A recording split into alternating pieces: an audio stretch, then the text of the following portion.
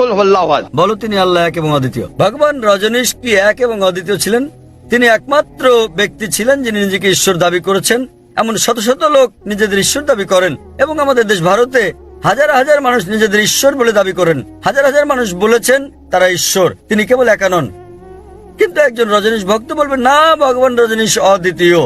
আসুন দ্বিতীয় পরীক্ষা করি। अल्लाहु समद।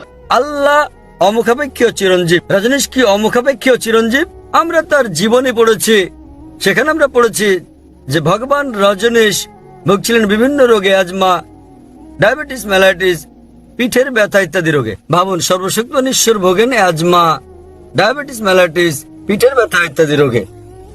তৃতীয় পরীক্ষা, लम यलिद वलम यूलद। তিনি কাউকে জন্ম দেননি, জন্ম নেননি। আমরা জানি ভগবান রজনীশ মধ্যপ্রদেশে জন্মগ্রহণ করেন এবং তার পিতামাতা ছিল। আর 1981 সালে তিনি আমেরিকা যান এবং হাজার হাজার আমেরিকানকে তার ভক্ত বানান এবং অরেগন রাজ্যে তিনি নতুন সেন্টার চালু করেন, নাম রজনীশপুরম। পরবর্তীতে আমেরিকান সরকার তাকে গ্রেপ্তার করে জেলে পুরে দেয়। রজনীশের অভিযোগ আমেরিকান সরকার তাকে স্লো পয়জন দিয়েছে।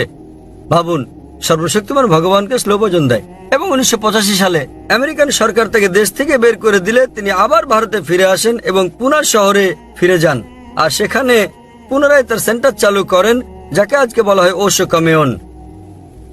এবং আজ যদি আপনি ওশো কমিউনে যান, সেখানে তার সমাধিতে মৃত্যুর পরে যেখানে তার দেহভস্য রাখা হয়েছে, সেখানে পাথরের গায়ে খোদাই করে লেখা রয়েছে ওশো।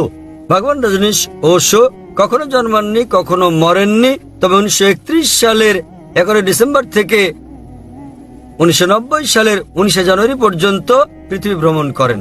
কখনো জন্মাননি, কখনো মরেননি, তবে পৃথিবী ভ্রমণ করেছেন 1931 সালের 11 ডিসেম্বর থেকে 1990 সালের 19 জানুয়ারি পর্যন্ত। সেখানে তারা তার সমাধিতে এটা উল্লেখ করতে ভুলে গেছে যে তাকে পৃথিবীর 21টি দেশ ভিসা দিতে রাজি হয়নি। ভাবুন, সর্বশক্তিমান ঈশ্বর পৃথিবী ভ্রমণ করতে এসেছেন এবং তার ভিসা প্রয়োজন হয়েছে। এবং শেষ পরীক্ষা, वलम यकुल लहु कुफुवन अहद। এটা এতই কঠিন যে যদি পৃথিবীর কোনো কিছুকে আপনি ঈশ্বরের সঙ্গে তুলনা করতে পারেন, তিনি ঈশ্বর নন। वलम यकुल लहु कुफुवन अहद।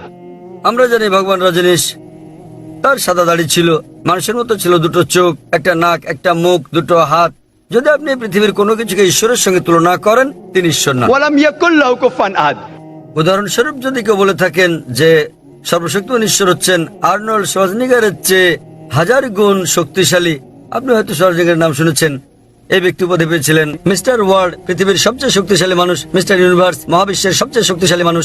যখন আপনি পৃথিবীর কোনো কিছুকে ঈশ্বরের সঙ্গে তুলনা করবেন, তাতে হন তিনি আর্নল্ড শোয়ার্জনেগার, দারা সিং বা কিংকং, হন তিনি 1000 গুণ বা লক্ষ গুণ শক্তিশালী। যখনই আপনি পৃথিবীর কোনো কিছুকে ঈশ্বরের সঙ্গে তুলনা করবেন, তিনি ঈশ্বর নন। वलम यकुल लहु कुफुवन अहद। সুতরাং এই ভাইয়ের কমতি রয়েছে সর্বশক্তিমান ঈশ্বরের ধারণায়। এবারে প্রশ্নের দ্বিতীয় অংশটি নিয়ে বলি যে এটা কেন অন্যান্য ধর্মের ঈশ্বরের ধারণার সাথে বিপরীত। প্রকৃতপক্ষে এটা একটা ভুল ধারণা যে পবিত্র কোরআনে আল্লাহ সুবহানাহু ওয়া তাআলার ধারণা অন্যান্য ধর্মের বিপরীত। এটা অন্যান্য ধর্মের আচার অনুষ্ঠানের বিপরীত, আমি একমত। তবে অন্যান্য ধর্মগ্রন্থের বিপরীত নয়, কারণ দুর্ভাগ্যজনকভাবে বেশিরভাগ ধর্মের অনুসারীরাই, হোক সেটা খ্রিস্টান ধর্ম, হিন্দু ধর্ম ইত্যাদি, তারা নিজেদের ধর্মগ্রন্থ পড়ে দেখে না। তাই যদি আমরা অমুসলিমদের আচার অনুষ্ঠানের পর্যালোচনা করি, তাহলে সেগুলো ইসলামের বিপরীত হলেও ধর্মগ্রন্থের বিপরীত নয়। যে কোনো ধর্মের ঈশ্বরের ধারণা অনুধাবন করতে হলে উত্তম হচ্ছে সে ধর্মগ্রন্থে ঈশ্বরের ব্যাপারে কি বলা হয়েছে তা খুঁজে বের করার চেষ্টা করা। হিন্দু ধর্মেও যদি হিন্দু ধর্মগ্রন্থ পড়েন, পরিষ্কার উল্লেখ আছে উপনিষদে, ছান্দোক্য উপনিষদ অধ্যায় নম্বর 6, অনুচ্ছেদ নম্বর 2, শ্লোক নম্বর 1, एकम एविदित्यम। ঈশ্বর এক এবং অদ্বিতীয়। এটা আর উল্লেখ আছে শ্বেতাক্ষেত্র উপনিষদে অধ্যায় নম্বর 6, অনুচ্ছেদ নম্বর 9। नाचे से कसिज जनिता न चदीपा। মহান ঈশ্বরের তার কোনো পিতা মাতা নেই, তার কোনো কর্তা নেই, তার কোনো প্রভু নেই। এছাড়া উল্লেখ আছে শ্বেতাক্ষেত্র উপনিষদে অধ্যায় নম্বর 4, শ্লোক নম্বর 19 এবং যজুর্বেদ অধ্যায় নম্বর 32, অনুচ্ছেদ নম্বর 3। न तस्य प्रतिमा अस्ति। মহান ঈশ্বরের কোনো প্রতিমা নেই। সংস্কৃত ভাষায় প্রতিমা মানে হচ্ছে প্রতিবিম্ব, আলোকচিত্র, অঙ্কনচিত্র, ছবি, প্রতিকৃতি, প্রতিমা, মূর্তি, ভাস্কর্য। তাই এখানে বলা হয়েছে न तस्य प्रतिमा अस्ति। মহান ঈশ্বরের কোনো প্রতিবিম্ব নেই, প্রতিকৃতি নেই, আলোকচিত্র নেই, ভাস্কর্য নেই, প্রতিমা নেই, পুতুল নেই, মূর্তি নেই। তবুও দুর্ভাগ্যজনকভাবে দেখা যায় যে হিন্দুরা এখনো প্রতিমা পূজা করে। এজন্য কাকে দোষ দেবেন? আমি বেদের উদ্ধৃতি দিচ্ছি। হিন্দুদের সকল ধর্মগ্রন্থগুলোর মধ্যে বেদ হচ্ছে সর্বশ্রেষ্ঠ গ্রন্থ, কিন্তু তাও আপনি লক্ষ্য করবেন যে হিন্দুরা এখনো প্রতিমা পূজা করছে। কেন? কারণ হিন্দু ধর্মের পণ্ডিতেরা বলেন যে দেখো জাকির ভাই, তুমি জানো নিম্ন শ্রেণীর লোকেরা এগুলো বুঝতে চায় না, তাই মনোনিবেশের জন্য আমাদের প্রতিমা প্রয়োজন হয়। আমরা সচেতনতার উচ্চ পর্যায়ে পৌঁছানোর পর আর প্রতিমার প্রয়োজন হয় না। তখন আমি বললাম হিন্দু পণ্ডিতকে, আমরা মুসলিমরা ইতোমধ্যে সচেতনতার উচ্চ পর্যায়ে পৌঁছে গেছি। এটা হচ্ছে হিন্দু ধর্মের ভিত্তি, বেদের ভিত্তি। কিন্তু হিন্দু ধর্মের আর্য সমাজের মতো কিছু গোত্র আছে যারা প্রতিমা পূজা নিন্দা করে। একইভাবে যদি খ্রিস্ট ধর্মের দিকে তাকান, খ্রিস্টানদের ধর্মগ্রন্থ পড়েন, দেখবেন খ্রিস্ট ধর্মগ্রন্থ মূর্তি পূজার বিরোধী। তবুও আপনি দেখেন যে ক্যাথলিকরা তারা ঈশ্বরের চিত্র তৈরি করে এবং বলে যীশু খ্রিস্ট তার উপর শান্তি বর্ষিত হচ্ছেন সর্বশক্তিমান ঈশ্বর। তাহলে যা বোঝা গেল তা হচ্ছে খ্রিস্টানদের ধর্মগ্রন্থ অনুযায়ী খ্রিস্টবাদ ও ইসলাম, যীশু খ্রিস্ট তার উপর শান্তি বর্ষিত হোক শিক্ষা, এগুলো একই রকম। কিন্তু বেশিরভাগ খ্রিস্টান তারা এটা দাবি করে যে যীশু খ্রিস্ট নিজেকে ঈশ্বর বলে দাবি করেছিলেন। প্রকৃতপক্ষে বাইবেল পড়লে দেখবেন সম্পূর্ণ বাইবেলের মধ্যে কোথাও এমন একটিও স্পষ্ট উক্তি নেই যেখানে যীশু খ্রিস্ট নিজের মুখে বলেছেন যে আমি ঈশ্বর অথবা আমার উপাসনা করো। যদি কোনো খ্রিস্টান বাইবেলের কোনো দ্ব্যর্থহীন স্পষ্ট উক্তি আমাকে দেখাতে পারেন যেখানে যীশু খ্রিস্ট তার উপর শান্তি বর্ষিত হোক নিজে বলেছেন যে আমি ঈশ্বর অথবা আমার উপাসনা করো, তাহলে আমি খ্রিস্টান ধর্ম গ্রহণ করতে প্রস্তুত আছি। প্রকৃতপক্ষে আপনি বাইবেল পড়লে দেখবেন স্পষ্টভাবে উল্লেখ করা হয়েছে, গসপেল অফ জন অধ্যায় নম্বর 14 অনুচ্ছেদ নম্বর 28, যীশু খ্রিস্ট সাল্লাল্লাহু বলেন আমার পিতা আমার চেয়ে মহান। গসপেল অফ জন অধ্যায় নম্বর 10 অনুচ্ছেদ নম্বর 29, আমার পিতা সবার চেয়ে মহান। গসপেল অফ ম্যাথিউ অধ্যায় নম্বর 12 অনুচ্ছেদ নম্বর 28, ঈশ্বরের আত্মার সাহায্যে আমি শয়তানদের বিতাড়িত করি। গসপেল অফ লুক অধ্যায় 11 অনুচ্ছেদ 20, আমি ঈশ্বরের আঙ্গুলের সাহায্যে শয়তানকে তাড়িয়ে দিই। গসপেল অফ জন অধ্যায় নম্বর 5 অনুচ্ছেদ 30, আমি নিজে থেকে কিছু করতে পারি না, আমি যেমন শুনি তেমন বিচার করি এবং আমার বিচার ন্যায্য। আমি আমার ইচ্ছা পূরণ করি না, আমার পিতার ইচ্ছা আমি পূরণ করি। যে ব্যক্তি নিজের ইচ্ছা পূরণ করে না, ঈশ্বরের ইচ্ছা পূরণ করে, সে একজন মুসলিম। তাই যীশু খ্রিস্ট সাল্লাল্লাহু আলাইহি সাল্লাম ছিলেন একজন মুসলিম। তিনি কখনোই নিজেকে ঈশ্বর দাবি করেননি এবং তা স্পষ্টভাবে উল্লেখ আছে বুক অফ অ্যাক্টস অধ্যায় নম্বর 2 অনুচ্ছেদ নম্বর 22, হে ইসরায়েলগণ, তোমরা শোনো, নাজারেথের যিশু এক ব্যক্তি যাকে ঈশ্বর তোমাদের মধ্য থেকে মনোনীত করেছেন। ঈশ্বর তাকে দিয়ে অনেক অলৌকিক কাজ করিয়েছেন এবং তোমরা তার সাক্ষী। তোমাদের মধ্যে হতে ঈশ্বর মনোনীত এক ব্যক্তি, ঈশ্বর তাকে দিয়ে অনেক অলৌকিক কাজ করিয়েছেন এবং তোমরা তার সাক্ষী। তাই আমার এই আলোচনায় বিশ্বের প্রধান প্রধান ধর্মে ঈশ্বরের ধারণা, এবং আপনি বুঝতে পারবেন এটা একই রকম। আমরা যেমন এক ঈশ্বরে বিশ্বাস করি যার কোনো চিত্র নেই এবং আমরা কেবল তারই উপাসনা করি, অন্য কারো নয়। আশা করি উত্তরটা পেয়েছেন। আপনাকে অনেক ধন্যবাদ। এবং আপনি আমার জন্য বলেছেন, কারণ ঈশ্বরের সংজ্ঞা যা দিয়েছেন তাতে শিখ মতবাদে যা আছে তা ইসলামের সাথে তুলনা করা হয়েছে। এবার আপনি। হ্যালো, আমার নাম মহেশ মেহতা, আমি অবসরপ্রাপ্ত ব্যক্তি।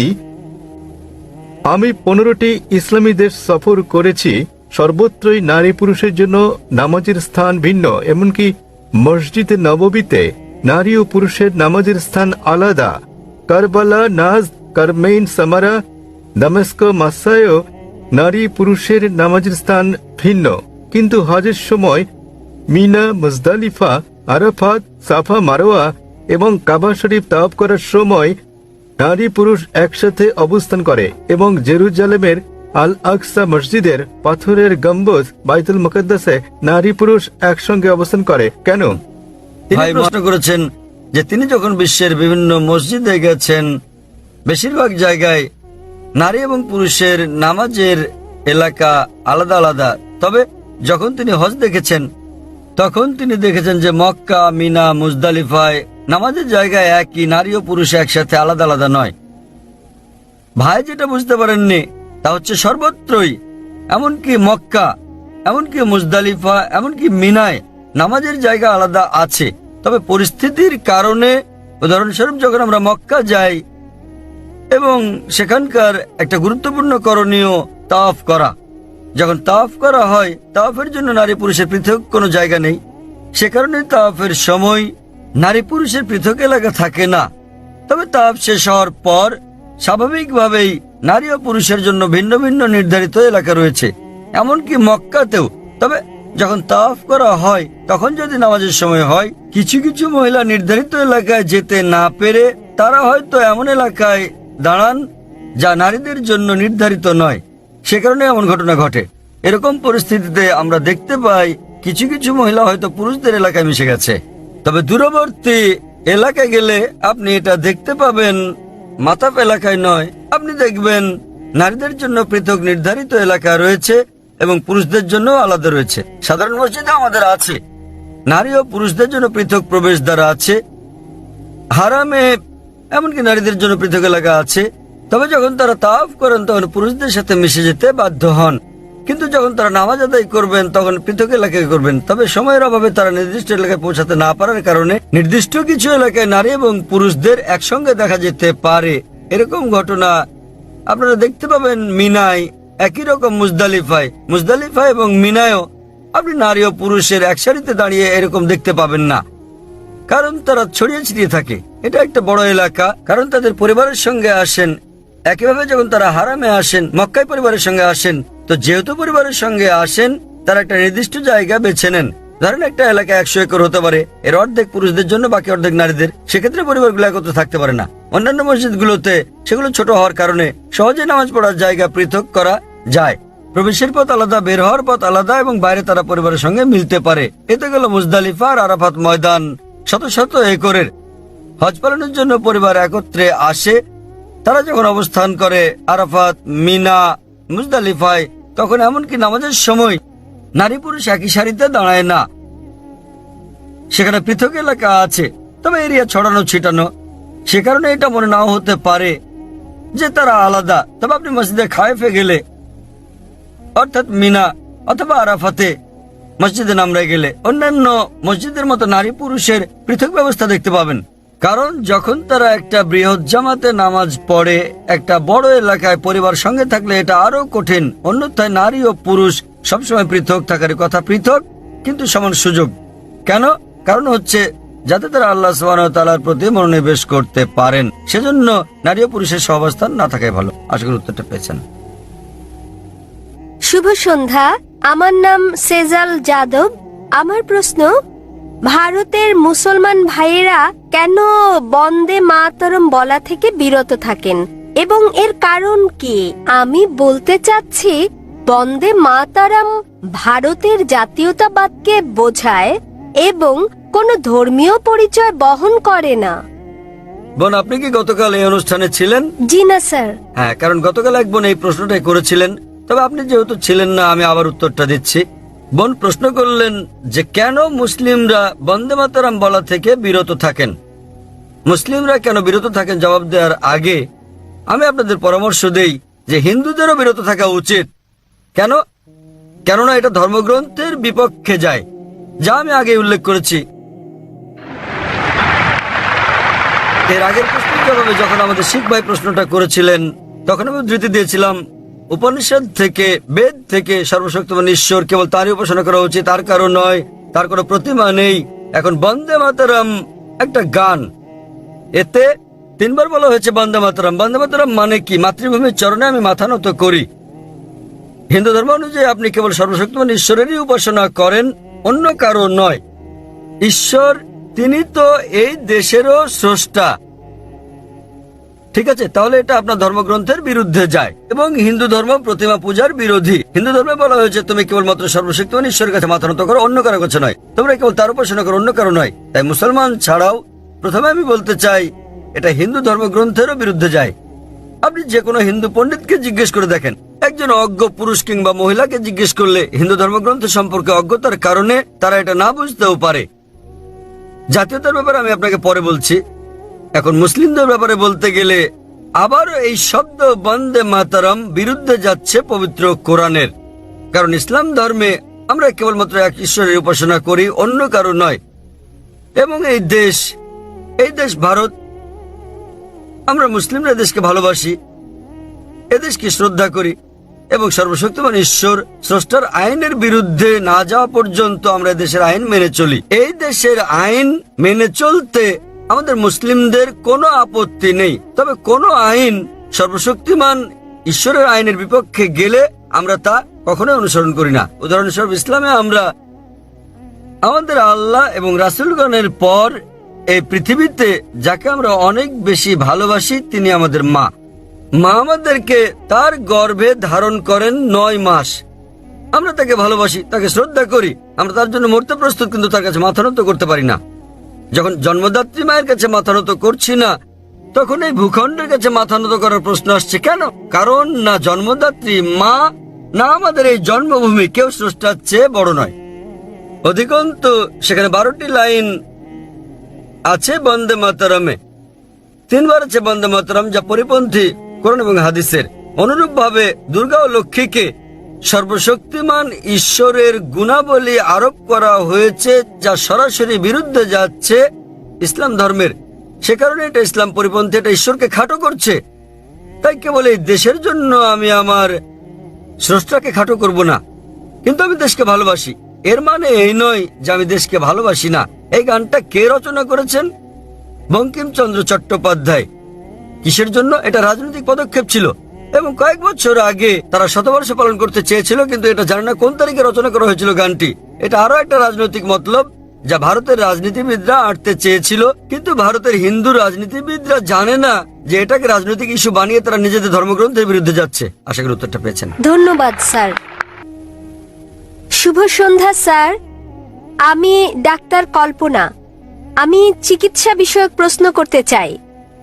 মূলত ইসলামে পরিবার পরিকল্পনার অনুমোদন আছে কি না, এবং সাধারণত কেন লোকেরা এমটিপি অর্থাৎ মেডিকেল টার্মিনেশন অফ প্রেগন্যান্সিকে টিএল অপেক্ষা বেশি পছন্দ করে থাকে, এবং তাদেরকে টিএল এর ব্যাপারে রাজি করানো বেশ কঠিন, অথচ এমটিপি করানো অনেক সহজ।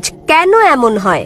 বোন ডাক্তার তাই অনেক শব্দ সংক্ষেপ এমটিপিটিএল ব্যবহার করেছেন। বেশিরভাগ শ্রোতা এগুলো নাও বুঝতে পারেন, তবে আমি নিজে ডাক্তার হয় বুঝতে পারছি তিনি কি বোঝাতে চাচ্ছেন। বোন প্রশ্ন করেছেন ইসলামে পরিবার পরিকল্পনা সম্পর্কে, যে কেন মুসলিমদের টিএল অর্থাৎ টিউবার লাইগেশন মানে স্থায়ী পরিবার পরিকল্পনা পদ্ধতির চেয়ে এমটিপি অর্থাৎ মেডিকেল টার্মিনেশন অব প্রেগন্যান্সিতে রাজি করানো সহজ। দুটোর উত্তর একসঙ্গে দিচ্ছি। পরিবার পরিকল্পনা একটা অত্যন্ত বড় এবং ব্যাপক ধারণা, পরিবারের পরিকল্পনা, এবং মূলত লোকেরা পরিবারের পরিকল্পনা করে সন্তানদের আগমন বন্ধ করতে চায়। তাহলে এক্ষেত্রে ইসলামে কি বলা হয়েছে? পরিবার পরিকল্পনার স্থায়ী যে সকল পদ্ধতি রয়েছে, হতে পারে এটা টিউবার লাইগেশন টিএল যেটা বলেছেন, হতে পারে ভ্যাসেক্টমি, তবে যে কোনো স্থায়ী পরিবার পরিকল্পনা পদ্ধতি ইসলামে নিষিদ্ধ। দ্বিতীয়ত, যে কোনো ধরনের গর্ভপাত, যে কোনো MTP medical termination of pregnancy এটা নিষিদ্ধ, কারণ মায়ের জীবনের জন্য ঝুঁকিপূর্ণ না হওয়া সত্ত্বেও আপনি একটা জীবন হত্যা করছেন। যদি মায়ের জীবন ঝুঁকিপূর্ণ হয়ে পড়ে, এ কারণে যে ইতোপূর্বে তার কয়েকবার অপারেশন করা হয়েছে, এবং ডাক্তাররা যদি বলেন যে তার 4-5 বার অপারেশন করা হয়েছে, আরো একবার করলে তার জীবন ঝুঁকিপূর্ণ হতে পারে, অথবা তার হার্টের কোনো সমস্যা থাকলে এবং সে আর গর্ভধারণের কোনো কষ্ট সহ্য করতে না পারলে, সেক্ষেত্রে ইসলামী শরিয়ার বক্তব্য হচ্ছে বড় ক্ষতি রোধ করার জন্য ছোট ক্ষতি মেনে নেওয়া ভালো। মায়ের জীবন পৃথিবীতে আসতে যাওয়া সন্তানের জীবনের চেয়ে বেশি মূল্যবান। এহেন পরিস্থিতিতে শেষ ব্যবস্থা হিসেবে এসব পদ্ধতি ব্যবহার করা যেতে পারে। যে কোনো ধরনের স্থায়ী পদ্ধতি হোক, তা টিউবার লাইগেশন, হতে পারে ভ্যাসেক্টমি, কিংবা হতে পারে মেডিকেল টার্মিনেশন অব প্রেগন্যান্সি, তা কেবল এইসব ক্ষেত্রে ব্যবহার করা যাবে, অন্য কোনো ক্ষেত্রে ব্যবহারের অনুমতি নেই। কেন নিষিদ্ধ এই সকল পদ্ধতি? কারণ পবিত্র কোরআনে বলা হয়েছে, সূরা আনাম অধ্যায় নম্বর 6 আয়াত নম্বর 151, স্বীয় সন্তানদেরকে দারিদ্র্যের ভয়ে হত্যা করো না, কারণ আল্লাহ সুবহানাহু ওয়া তাআলা তোমাদের ও তোমাদের সন্তানদের আহার দেবেন। আল্লাহ আবারও বলেছেন সূরা ইসরা সূরা নম্বর 17 আয়াত নম্বর 31, দারিদ্র্যের ভয়ে তোমাদের সন্তানদের হত্যা করো না, তোমাদের সন্তানদের ও তোমাদেরকে আল্লাহ জীবনোপকরণ দেবেন। সন্তান হত্যা করা হচ্ছে কঠিন পাপ। সুতরাং এই আয়াত অনুযায়ী যে কোনো মানুষকে হত্যা করা নিষিদ্ধ, এমনকি যে শিশু এই পৃথিবীতে আসছে তা সহ সব রকম মানুষ হত্যা করা নিষিদ্ধ। অন্যান্য অস্থায়ী পদ্ধতি গ্রহণের ব্যাপারে আলেমগণের মধ্যে মতভেদ রয়েছে। প্রথমে সবচেয়ে প্রচলিত হচ্ছে কপার টি। আর এই কপার টি আমি যখন পড়তাম মেডিকেল কলেজে তখন শিখেছিলাম এটা হচ্ছে একটা জন্ম নিরোধক। কিন্তু কপার টির ক্ষেত্রে কি ঘটে? ডিম্বাণু ও শুক্রাণু মিলে ইতোমধ্যেই তৈরি করে ফেলেছে জাইগোট। কিন্তু এই কপার টি জাইগোটকে জরায়ুর দেয়ালে ঝুলে থাকতে বাধা দেয়। মাতৃগর্ভের দেয়ালে লেগে থাকতে বাধা দেয়। তাই এটা খুবই আগাম গর্ভপাত ছাড়া কিছুই নয়। সুতরাং ইসলাম মতে যারা চিকিৎসা বিজ্ঞান সম্পর্কে জানেন তাদের ধারণায় কপারটিও নিষিদ্ধ। সুতরাং প্রথমে আমাদেরকে খুঁজে বের করতে হবে কেন মানুষজন পরিবার পরিকল্পনা গ্রহণ করতে চায়। যেসব কারণ খুঁজে পাওয়া যায় সেগুলোকে দুটো বড় ক্যাটাগরিতে ভাগ করা যায়। প্রথম ক্যাটাগরি হচ্ছে দারিদ্র্য। আপনি জানেন আমি দরিদ্র, যদি আমার অনেক সন্তান হয় তাহলে আমার নুনান্তে পান্তাপূর্ণর অবস্থা, অনেক সন্তান হলে মারাই পড়ব। অপর দলটা হচ্ছে ধনী, আমার অনেক টাকা আছে, তবে আমি আমার সন্তানকে ডাক্তার বানাতে চাই, আমার সন্তানকে ইঞ্জিনিয়ার বানাতে চাই। তারা এজন্যই পরিবার পরিকল্পনা করেন যাতে সন্তানকে ভালোভাবে মানুষ করতে পারেন। ইনশাল্লাহ দুটোই আলোচনা করব। প্রথম ক্যাটাগরির মানুষের কথা বলি, তারা দরিদ্র শ্রেণীর। ইসলামে এই সমস্যার সমাধান রয়েছে। ইসলাম ধর্মের তৃতীয় স্তম্ভ হচ্ছে জাকাত। প্রত্যেক ধনী ব্যক্তি যাদের সম্পদ নিসাব লেভেলের উপরে আছে, যাদের আছে 85 গ্রামের বেশি স্বর্ণ বা সমপরিমাণ, তাদের প্রত্যেক চান্দ্র বছরে অতিরিক্ত সম্পদের 2.5% দান করতে হবে। প্রত্যেক ধনী ব্যক্তি যদি জাকাত দেয় দুনিয়া থেকে দারিদ্র্য ঘুচে যাবে, একটি মানুষও আর না খেতে পেয়ে মারা যাবে না। সুতরাং যদি আপনার সমস্যা দারিদ্র্য হয়ে থাকে, ইসলামে তার সমাধান আছে। উপর থেকে দেখতে একরকম মনে হলেও চক ও পনিরের পার্থক্য আছে। প্রথম আয়াত সূরা আনাম অধ্যায় 6 আয়াত নম্বর 151 বলছে, স্বীয় সন্তানদের হত্যা করো না দারিদ্র্যের কারণে, কারণ আল্লাহ সুবহানাহু ওয়া তাআলা তোমাদের ও তোমাদের সন্তানদের আহার দেবেন। সূরা ইসরা অধ্যায় নম্বর 17 আয়াত নম্বর 31 বলছে, দারিদ্র্যের ভয়ে তোমাদের সন্তানদের হত্যা করো না, কারণ তোমাদের সন্তানদের ও তোমাদের আল্লাহ সুবহানাহু ওয়া তাআলা জীবনোপকরণ দেবেন। একটু পরিবর্তন হয়েছে। প্রথম আয়াতে বলা হয়েছে তোমাদের ও তোমাদের সন্তানদের, সূরা ইসরায় বলা হয়েছে তোমাদের সন্তানদের ও তোমাদের। বাহ্যিক দিক থেকে দেখলে দুটো আয়াত একই। এখন প্রশ্ন হচ্ছে কেন আল্লাহ সুবহানাহু ওয়া তাআলা স্থান বদল করলেন? সবকিছুর পেছনে রয়েছে হিকমত। সুতরাং আলেমগণ মুফাসসিরগণ বলেন যে প্রথম আয়াত সূরা আনাম অধ্যায় 6 আয়াত 151-তে দরিদ্রদের কথা বলা হয়েছে। জানেন আমাদের ভাবনা বেশি সন্তান থাকলে আমরা এমনকি আমাদের সন্তানরাও মারা পড়বে। তাই সর্বশক্তিমান আল্লাহ বলেন চিন্তা করো না, স্বীয় সন্তানদের দারিদ্র্যের কারণে হত্যা করো না, আল্লাহ তোমাদের ও তোমাদের সন্তানদের আহার দেবেন। প্রথম আয়াতটা আপনার মতে আমি কি সমাজের জন্য আশীর্বাদ না অভিশাপ? আপনি জানেন বিশ্বের সমাজে শ্রেষ্ঠ পেশা ডাক্তার, চিকিৎসক। সবচেয়ে ভালো পেশা ডাক্তার, এর চেয়ে ভালো কিছু নেই। আলহামদুলিল্লাহ পিতামাতার পঞ্চম সন্তান হয়েও আমি ডাক্তার হয়েছি। তবে আমি ডাক্তার হয়েছি মানুষের সেবার জন্য। কিন্তু যখন আরো ভালো পেশা পেলাম, আল্লাহ বলেন সূরা ফুসিলাত অধ্যায় 41 আয়াত নম্বর 33-এ, ওয়ামান আহসানু ক্বালাম মিম্মান দাআ ইলাল্লাহি ওয়া আমিলা সালিহান ক্বালা ইন্নানি মিনাল মুসলিমিন। তার কথার চেয়ে কার কথা উত্তম হতে পারে যে মানুষকে আল্লাহর পথে ডাকে, ভালো কাজ করে এবং বলে যে আমি মুসলিম। যখন আমি আরো ভালো পেশা পেলাম, আমি শরীরের ডাক্তার হওয়ার থেকে হয়ে গেলাম আত্মার ডাক্তার। আমি যদি ডাক্তার থাকতাম, আমি নিশ্চিত এখানে 1 লাখেরও বেশি মানুষ আছেন, তারা আমার কথা শুনতে আসতেন না। তারা এখানে এসেছেন কারণ আমি দেহের ডাক্তার থেকে আত্মার ডাক্তার হয়েছি। তাই আপনাদের কাছে আমার প্রশ্ন, আমি আমার পিতামাতার পঞ্চম সন্তান, আমি কি সমাজের জন্য আশীর্বাদ না অভিশাপ হয়েছি? মানুষজনের একটা ভুল ধারণা রয়েছে যে যদি কম সন্তান থাকে তাহলে আপনারা বিকল্প সুবিধা নিতে পারবেন, তাদেরকে ভালো করে মানুষ করতে পারবেন। নোবেল পুরস্কার বিজয়ীদের তালিকা যাচাই করলে আপনারা দেখতে পাবেন যারা পুরস্কার পেয়েছেন, বিশ্ব সেরা সেরা বিজ্ঞানী, সেরা ক্রীড়াবিদ, তাদের সকলে পিতামাতার প্রথম সন্তান নন, তারা একমাত্র সন্তান নন। হয়তোবা কেউ দ্বিতীয় সন্তান, কেউ তৃতীয়, কেউ পঞ্চম, এরকম মিশ্র। কাজে এটা একটা ভুল ধারণা। আল্লাহ সুবহানাহু ওয়া তাআলা জন্মবিরতিকরণ প্রাকৃতিক উপায় বলে দিয়েছেন। ইসলাম অনুযায়ী যখনই একটি শিশু ভূমিষ্ঠ হয় তখন থেকে মার উচিত তাকে দুধ পান করানো। কিন্তু আজকাল বিশ্বে মায়েরা মাতৃদুগ্ধ পান করাতে চান না, কেননা তাদের শরীর নষ্ট হয়ে যাবে। চিকিৎসা শাস্ত্র অনুযায়ী আপনার সন্তানকে সবচেয়ে উত্তম যে খাবার আপনি দিতে পারেন তা হলো মায়ের দুধ। একসময় কেউ আমাকে বলেছিল যে ভাই জাকির, আমি ধনী, সন্তান মানুষ করার ঝামেলার মধ্যে আমি নেই। আপনি জানেন আমি ধনী, তাই অর্থের কোনো সমস্যা নেই এবং সন্তানকে ডাক্তার বা ইঞ্জিনিয়ার বানানোর ঝামেলার মধ্যে আমি নেই। আমি আমার জীবনটাকে উপভোগ করতে চাই। তৃতীয় ক্যাটাগরি। আমি তাকে বললাম তথাপিও আপনি জীবনকে উপভোগ করতে চাইলে সবচেয়ে উত্তম হচ্ছে সময় মতো বিয়ে করুন, ঠিক সময় সন্তান নিন, যেন যথাসময়ে অবসর নিতে পারেন। আপনারা জানেন ভারতে এরকম কিছু সম্প্রদায় রয়েছে, যেমন গুজরাটি, তারা সবাই তাড়াতাড়ি বিয়ে করে ফেলে। 19, 20, 21 বছরের মধ্যে তাড়াতাড়ি সন্তান নেয়। তাদের বয়স 35 থেকে 40-এ পৌঁছলেই তাদের সন্তানেরা তাদের ব্যবসা বাণিজ্যের দায়িত্ব গ্রহণ করে। সুতরাং 40 বছরই তারা অবসর নিতে পারে, অন্যরা সবাই 60-70 বছর অবসর নেয়। 40 বছর বয়সে যাদের সন্তানেরা ব্যবসাবান যে দায়িত্ব নিতে পারে তারাই জীবন উপভোগ করতে পারে। সুতরাং আপনিও উপভোগ করতে চাইলে সময় মতো বিয়ে করুন, সন্তান নিন, আরাম করুন, জীবনকে উপভোগ করুন। তাই ব্যক্তিগতভাবে আমি আমার মতামত দিতে চাই। পরিবার পরিকল্পনার ক্ষেত্রে আমি সেসব দলের পণ্ডিতদের কথা বিশ্বাস করি। আল্লাহ কোরআনে বলেছেন সূরা আলে ইমরান অধ্যায় নম্বর 3 আয়াত নম্বর 54, মাকরু মাকারাল্লাহু ওয়াল্লাহু খায়রুল মাকিরিন। তারা চক্রান্ত করেছে, আল্লাহ কৌশল করেছেন এবং আল্লাহ কৌশলীদের শ্রেষ্ঠ। সুতরাং যদি ভেবে থাকেন আপনি ভালো পরিবার পরিকল্পনা করতে পারেন তাহলে আপনাকে স্বাগতম। তবে আমি আমার পরিবার পরিকল্পনা স্রষ্টার হাতে ছেড়ে দিয়েছি আর সেটাই উত্তম। আশা করি উত্তরটা পেয়েছেন। ধন্যবাদ স্যার।